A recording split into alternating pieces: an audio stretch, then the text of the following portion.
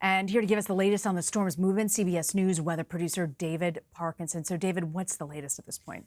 Yeah, so the latest is it made landfall as a hurricane. So there's a little bit of a nuance here. So I called the National Hurricane Center to get clear on it because it was a little unclear in their wording. Made landfall as a hurricane. It has now weakened to a tropical storm. Part of the problem the Hurricane Center is having is there's no center to this thing. I mean, there's no eye to see. You get officially a landfall when the center of the eye crosses land. We have not had that happen easily on radar to tell. So that's why it took a little while to make that clear. It's going to continue to weaken gradually. But you can see all of this moisture just flowing out of the Gulf. You can see all of those sorts of yellows and oranges. Those are the heavier rains. They're starting to push their way north.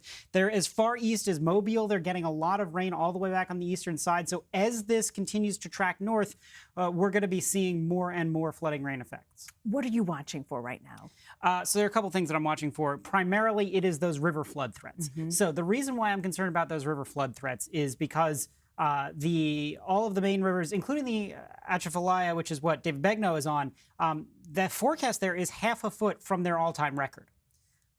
The forecast in Baton Rouge is just shy of the all-time record. On the north end of Lake Pontchartrain, just shy of the all-time record. If we get just a little bit more rain that is projected in those flood projections, we are going to be seeing new records in places where the rivers have burst their banks recently and caused lots of problems as recently as 2016.